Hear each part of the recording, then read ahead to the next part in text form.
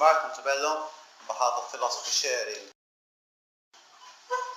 The Philosophy Sharing Foundation set up this meeting today fully conscious of its intellectual and social responsibilities. The meeting satisfies its declared mission, that is, first, to bring together philosophy enthusiasts, second, to inspire, strengthen and promote philosophical activity in the Maltese Islands, and thirdly, to contribute towards society through philosophy. In so doing, the Foundation reaffirms most strongly one of its fundamental policies, namely, that it does not adhere or profess any single creed or ideology.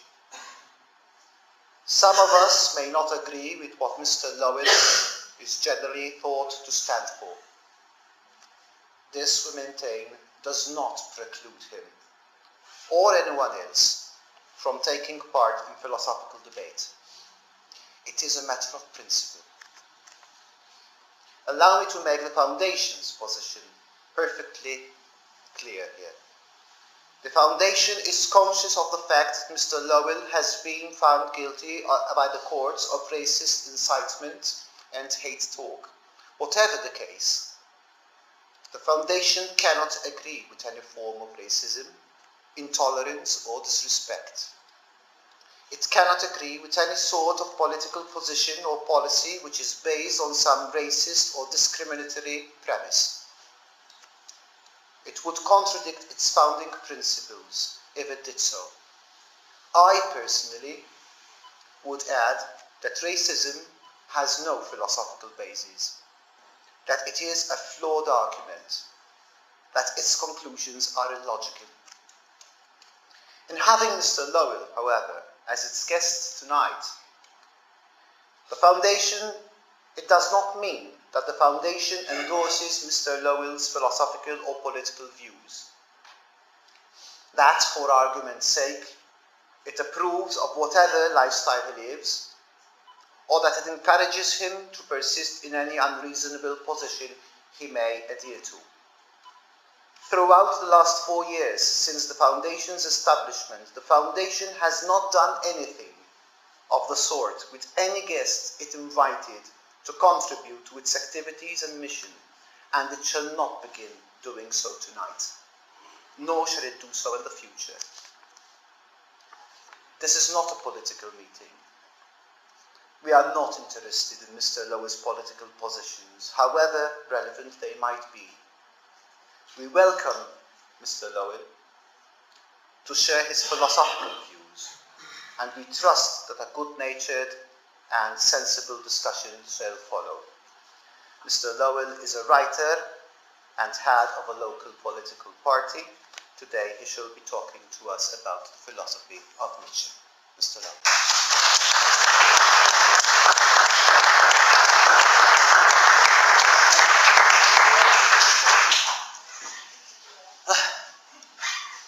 Let me assure the Reverend Mark Montebello at the very outset that my talk today will not be exactly similar to the speeches I normally give.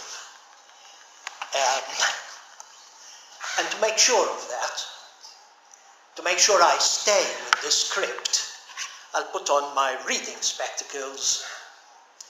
Hopefully, they'll give me a more professorial look as well.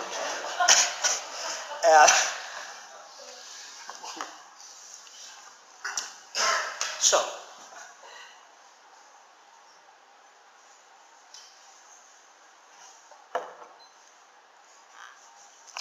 the philosophy of Nietzsche.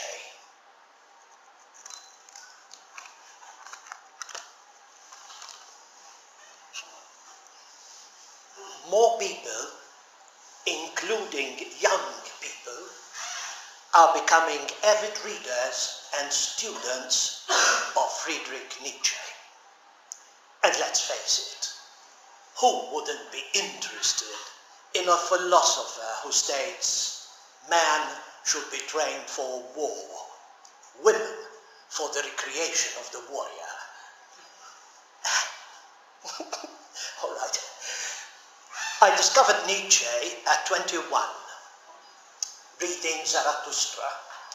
And I remember I underwent a catharsis, weeping openly, with book in hand one sunny summer afternoon in a quasi-deserted Selmoon Bay.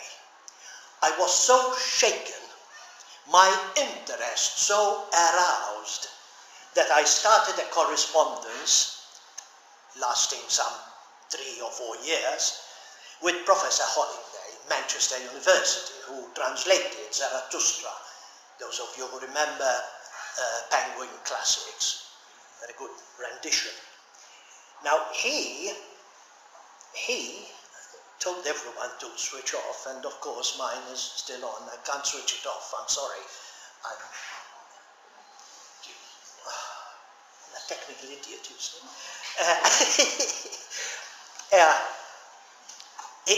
Professor Holiday is an authority on Nietzsche, and he wrote that lovely, delightful book, Friedrich Nietzsche, The Man and His Philosophy, which not only gives an overview of Nietzsche's philosophy, but also his life as a human being. His student days, his travels, his enemies, those who supported him because he had some loyal friends, his health problems, his love affairs, and so on and so forth. So it's a really, really good book which I recommend. Friedrich Nietzsche, The Man and His Philosophy by Holiday. Now he, Holiday, is or was an acclaimed authority on Nietzsche, and he told me in one of his letters that when reading Nietzsche, one should start with Zarathustra and not read Nietzsche chronologically in the order he wrote his books. And the reason is that Zarathustra gives the impetus, the enthusiasm to go on reading him. For Nietzsche is a lifetime study. Now, one understands Nietzsche intuitively. One grasps immediately, a Ferrari, or not at all, a question of mental attunement.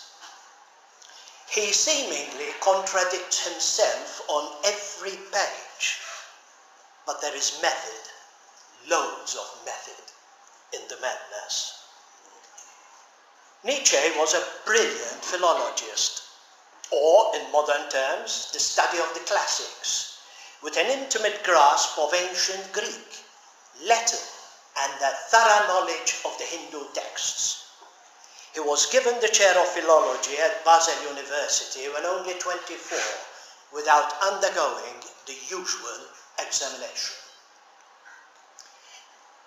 When Nietzsche met Wagner, the composer really wanted a sycophant, someone totally dedicated to him, a great writer who would wax lyrical about him and his music. And Nietzsche dedicated his first book, the Geburt der Tragödie, the birth of a tragedy out of the spirit of music, I'll come to this, to Wagner. The book is a eulogy of Wagner and his music, in which Nietzsche saw a pre-Christian ideal and a return to classical Greek tragedy. Nietzsche's first book, The Geburt, 1872, marked his emancipation from the trappings of classical scholarship. A speculative rather than an exegetical or analytical work. It argued that Greek tragedy arose out of a fusion of what he termed Apollonian and Dionysian elements. The former representing measure, restraint, harmony, and the latter unbridled passion. Nietzsche argued that Socratic rationalism and optimism spelled the death of Greek tragedy. Socrates killed the ancient Greek gods, as, after all, Nietzsche did. He killed the Christian God. Much as he criticized Socrates, Nietzsche followed his footsteps. For he too killed our gods, our idols. The final 10 sessions of the book, the Geburt, are a rhapsody about the rebirth of tragedy from the spirit of Wagner's music. This section Nietzsche regretted for the rest of his life that he had ever written. I'll tell you why.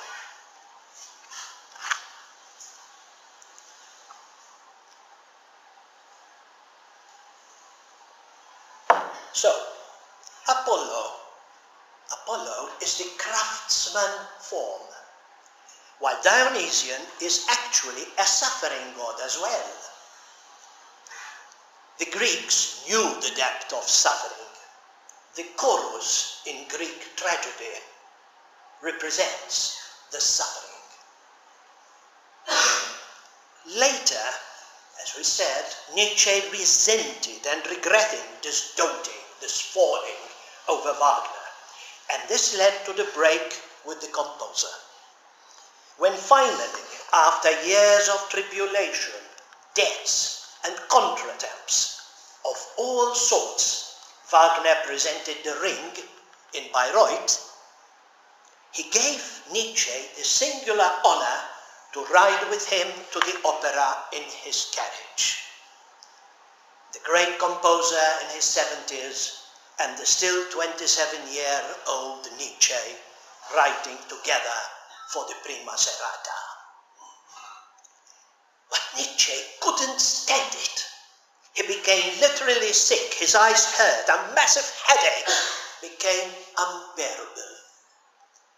Psychosomatic. He began to see Wagner's work, especially possible, as a return to Christianity with its pity and redemption. He just couldn't bear it. And he left the theater after the first act.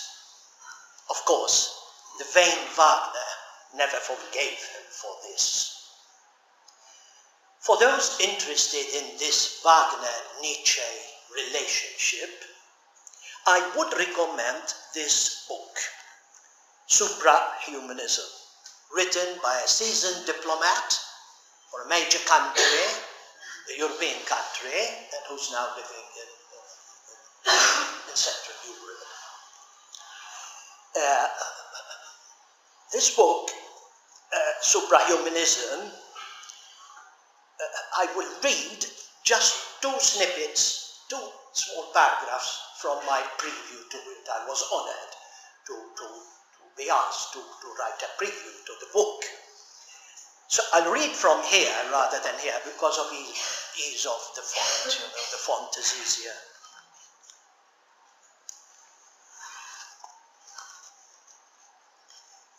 Just 2 snippets from the prelude, because he calls it prelude, not forward or preface, prelude, you know, Wagner and all that. Suprahumanism rests on 2 pillars, Wagner and Nietzsche. Contemporaries who were friends, notwithstanding their difference of age. Friends who then parted company and became intellectual enemies, with the young philosopher attacking the composer ferociously, but falling in love with his wife, Cosima. Now, it is easy to see an intimate relation between the works of Wagner and of Nietzsche. They constitute the 2 poles of the mythical field of suprahumanism. After they parted company, Nietzsche suffered greatly in distancing himself from the only man he had ever loved. However, This suffering arose from a kind of metaphysical jealousy. Nietzsche would have wished for the place in history accorded to Wagner. Nietzsche, the philosopher of perpetual becoming, he could not endure Wagner's expression of that same philosophy in music. Nietzsche established the philosophical myth of the Overman, the Übermensch. He explained its logic and created a language for it. However, the myth already existed in the form of Wagnerian opera.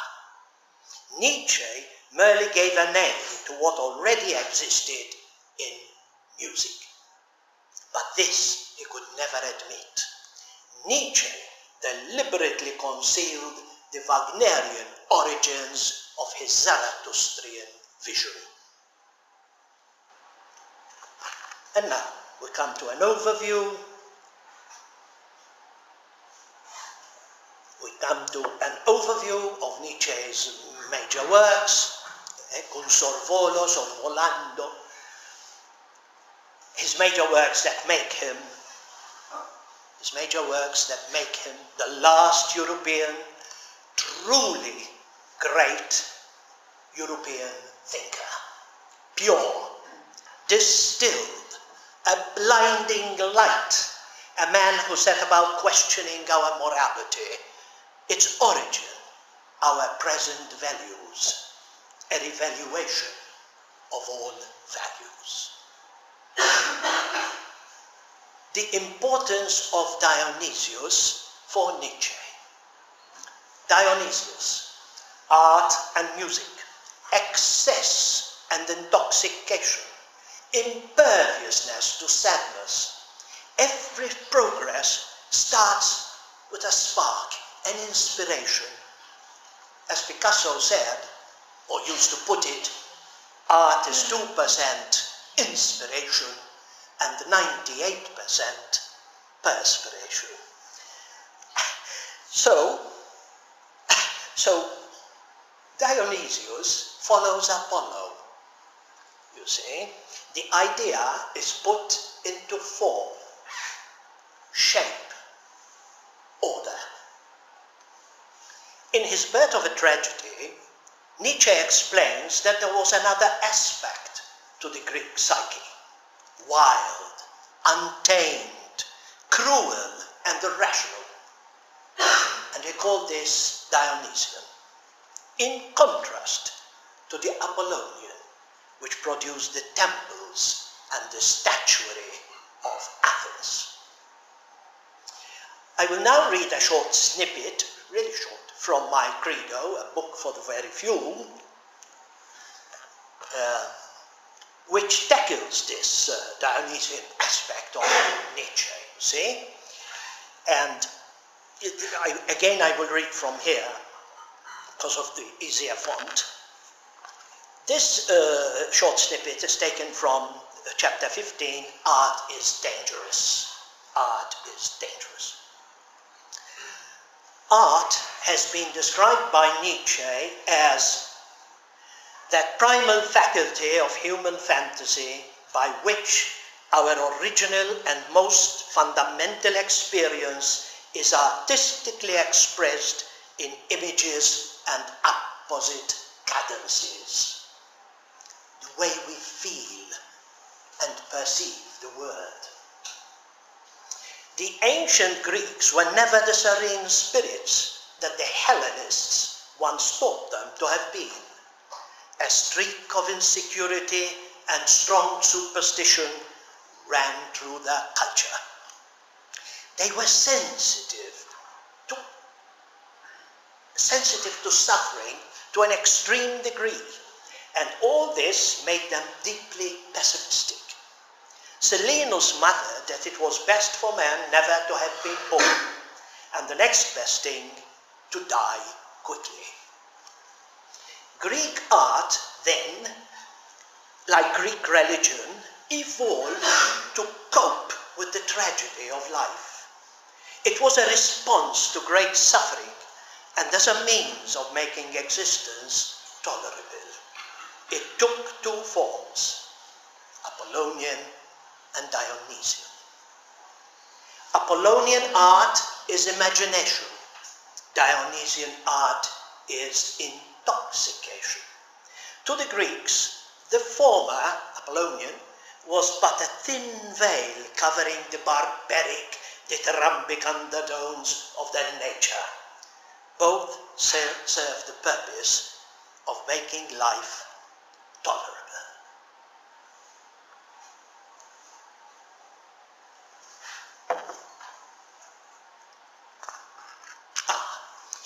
Nietzsche, the anti-modern.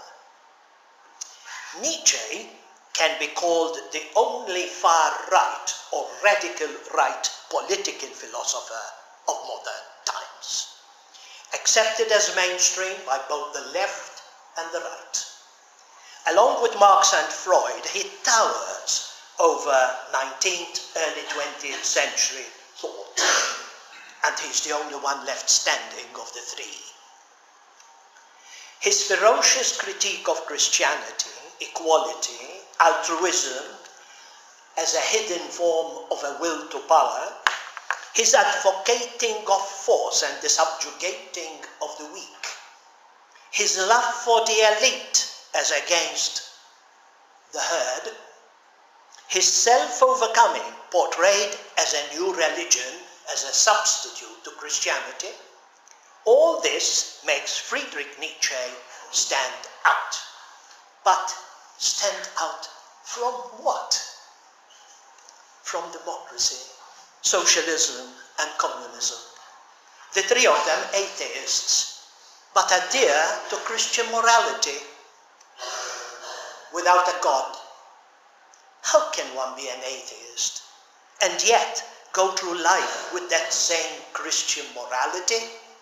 For Nietzsche, it is sheer incoherence. Only we, the free spirits, beyond good and evil, we who have transvalued all values, only we live coherently.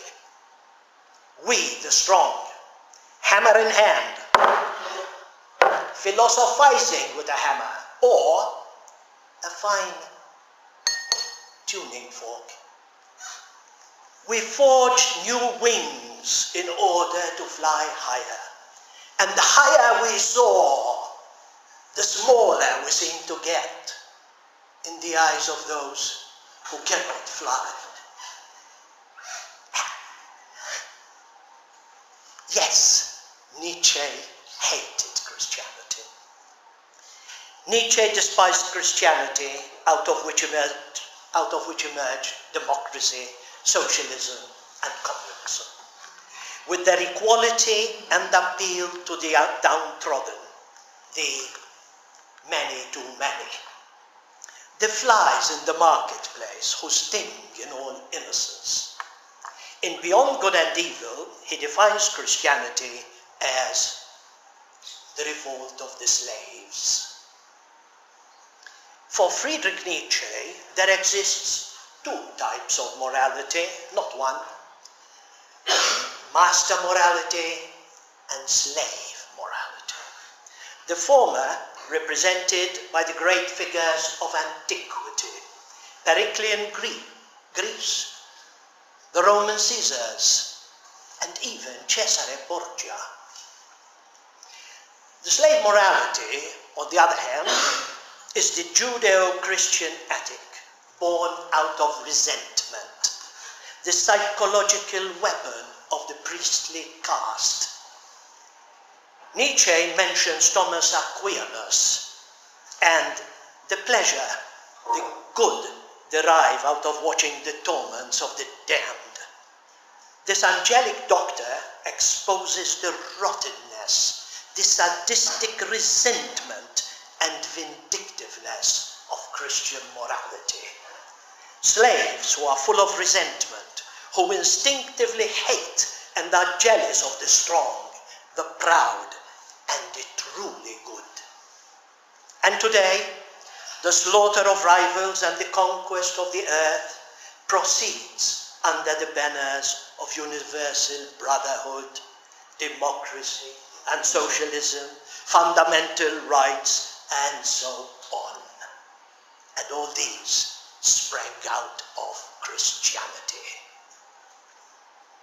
Nietzsche interpreted nature's laws as they are.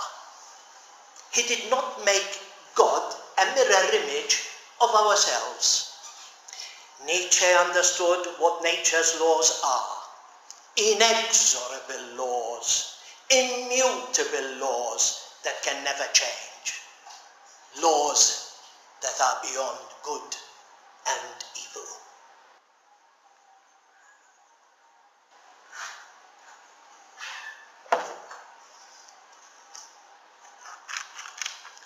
But what does Nietzsche want? Nietzsche wants a new man to emerge, a man who lifts himself up from the duality of good and evil, a man whose values are beyond good and evil. However, Nietzsche wants that the present morality should be left for the masses to wallow in. The revaluation is only meant for the elite, the superman, leaders of the future of Europe. And what will be the new Bible for these supermen, our future leaders? Also sprach Zarathustra, the Bible for the new pagans. The death of God is the greatest event to befall man. We killed him. How are we to replace him now that man becomes the sole measure of the universe? Morality is not absolute anymore. We have to be our own guides. For present morality, any morality, Christian, Muslim, Buddhist, they are all anti-natural, anti-life. They go against the instincts of life: pride, sex, selfishness, ambition to rule, to dominate the weak, to increase one's power.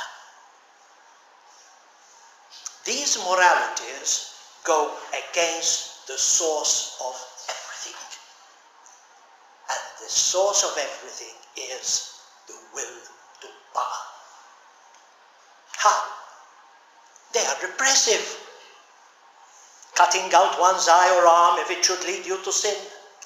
Blessed are the meek, the merciful. All natural instincts are defined as wrong in Christianity.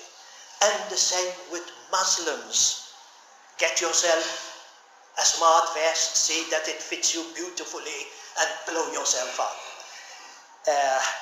And the Buddhists, with their ascetic obsession, carried to excess. Look at the sun till you are blind. So what does Nietzsche augur for these supermen, these future philosopher kings? In my book Credo, on the very first page, I dedicated Nietzsche's words to these supermen. To those human beings who are of any concern to me, I wish suffering, desolation, ill-treatment, indignities. I have no pity for them.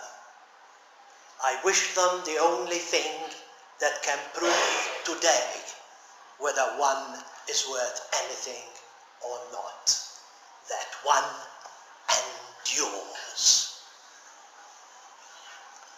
Very good.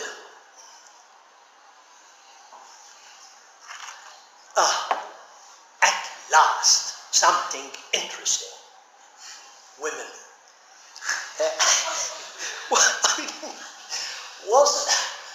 Was Nietzsche a misogynist? Like with everything else, Nietzsche is ambivalent regarding woman. But you can't exactly say he was a feminist either. He scorns women in innumerable instances, yet proposed to Lou Salome 3 times, each time being rejected.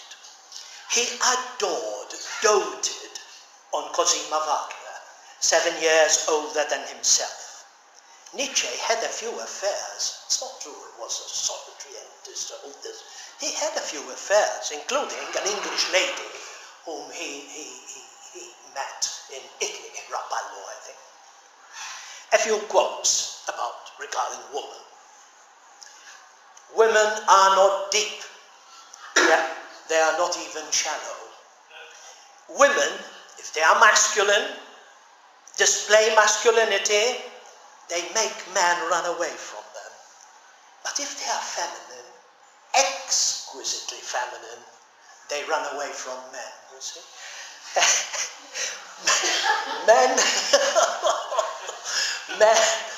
Man displays will. Women, willingness. Are you visiting a woman? Do not forget your whip.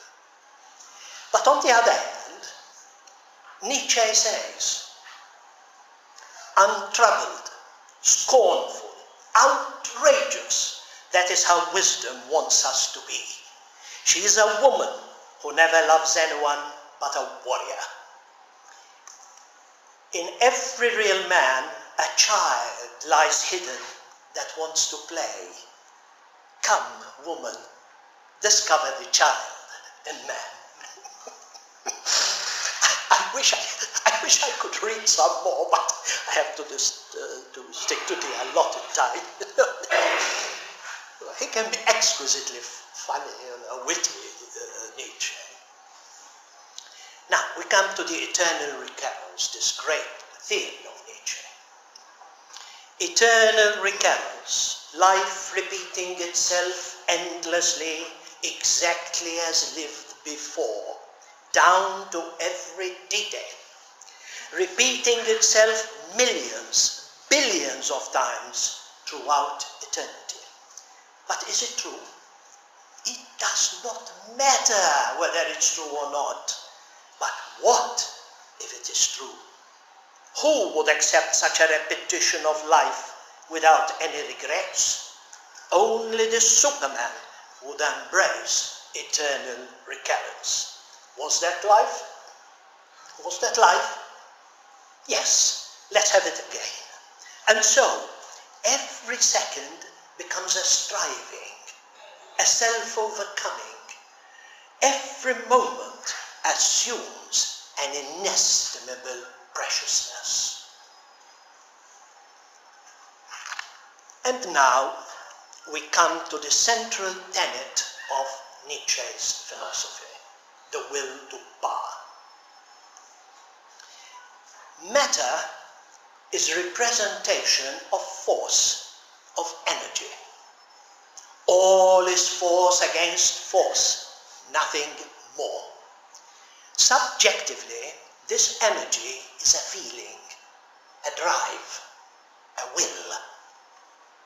Not a will to survive, Schopenhauer, but a will to power. Everything, every organism strives for increased power. All energy, all expressions of energy is a will to power. And will to power is a will to life. Life is nothing but a will to power.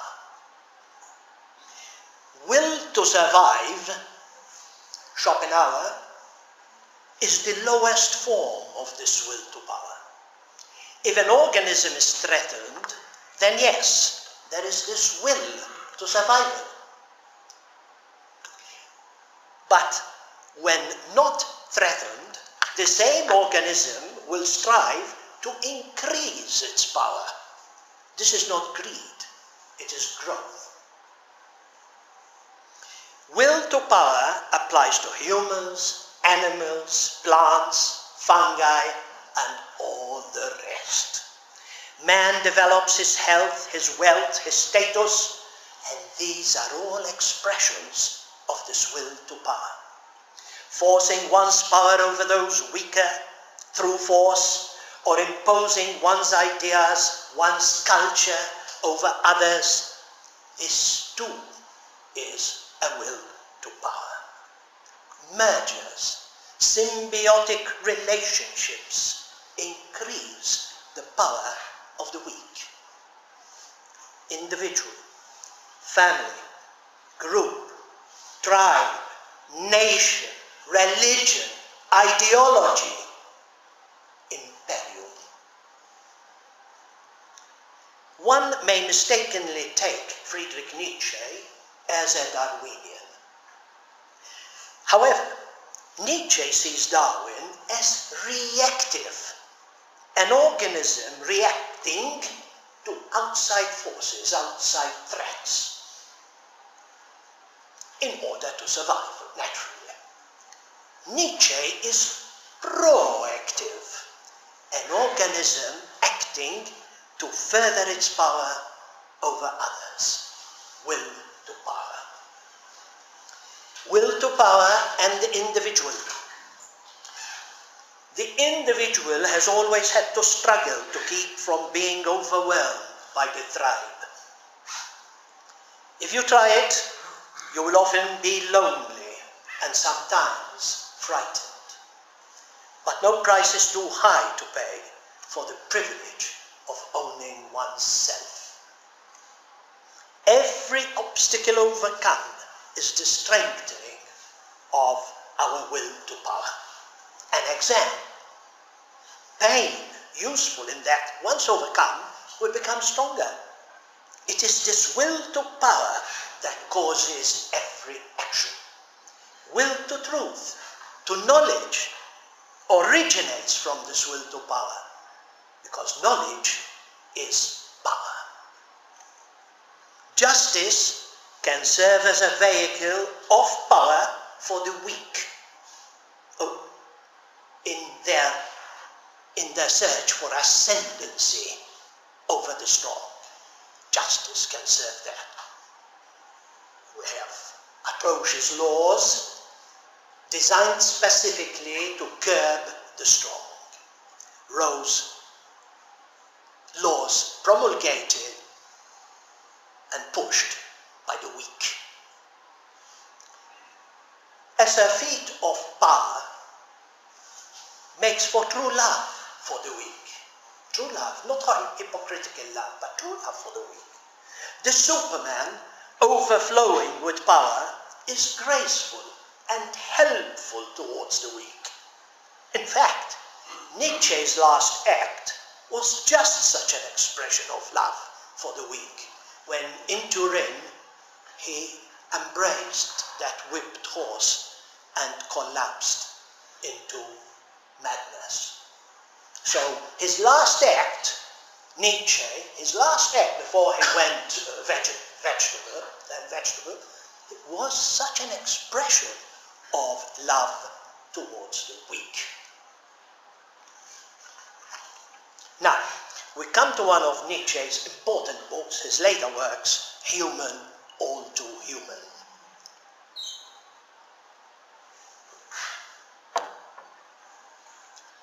A book for free spirits, psychology more than philosophy, individualism, pursue your goal, throwing all of yourself into the effort.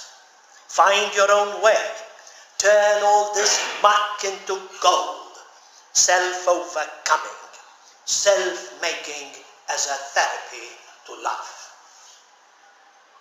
Human All Too Human, written in short, aphoristic bursts which leave the reader free to interpret. And this reminds me, a great writer, you see, when he writes in short aphoristic, they can be interpreted quite differently, even by the same reader. If one reads the Tao Te Ching, the Lao Tzu, those 82 shorts stand beautiful. There's an edition which is out of print years ago, Jane English, with delightful illustrations. If one reads the Tao Te Ching today, one understands the stanza and says, oh yes, this makes sense. 5 years later, you read it, and you will understand it in a diametrically opposite way. The greatness of a writer, you see, the choice of language, always balanced on a razor edge. And Nietzsche writes like that. People who understand German can tell the beauty of the language, the puns, the puns of every sentence, you see, but can't go into that now. So, short aphoristic verse which leave the reader free to interpret. It attacks Christianity. Why? Because according to Nietzsche, Christianity killed Greek culture. The Renaissance could have offered a return to Roman and Greek culture, but Christianity killed this. Then came Wagner, and Nietzsche saw in him the savior of Greek culture and the antidote to Christianity. For Nietzsche, Christianity is simply Platonism for the people.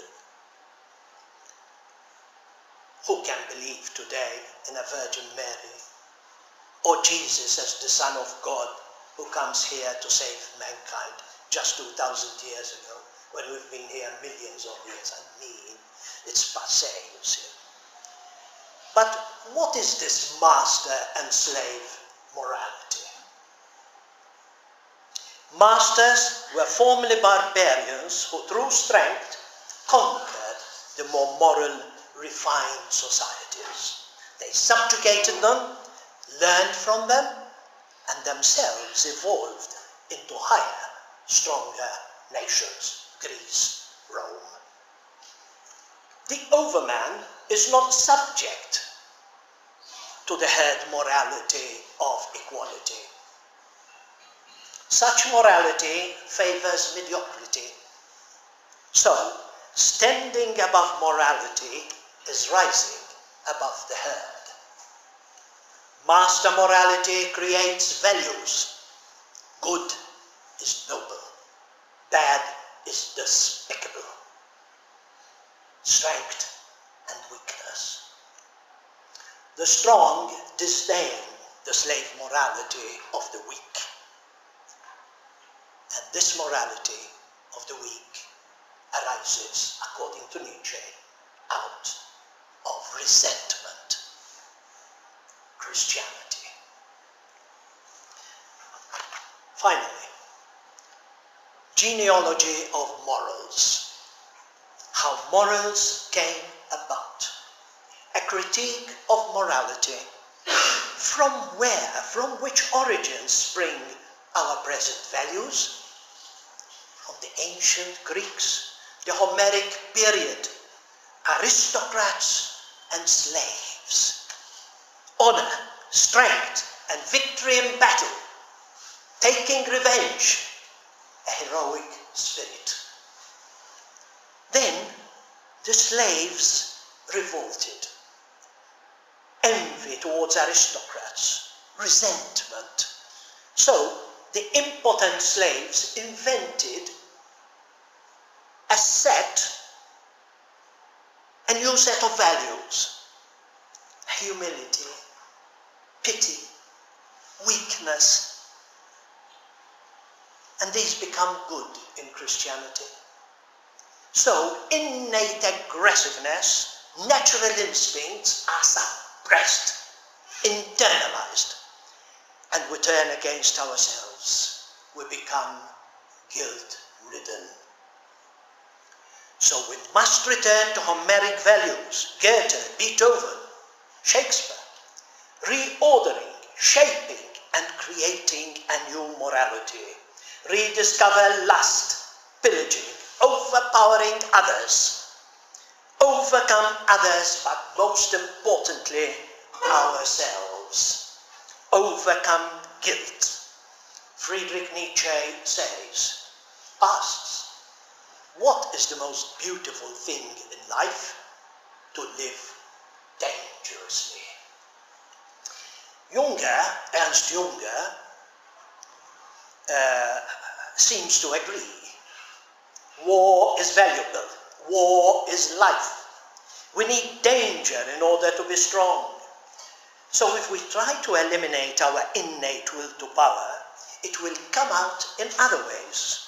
Turning the other cheek becomes a sublimated will to power, and this often makes us sick. Like domesticated animals in cages, we become neurotic. We become Christians.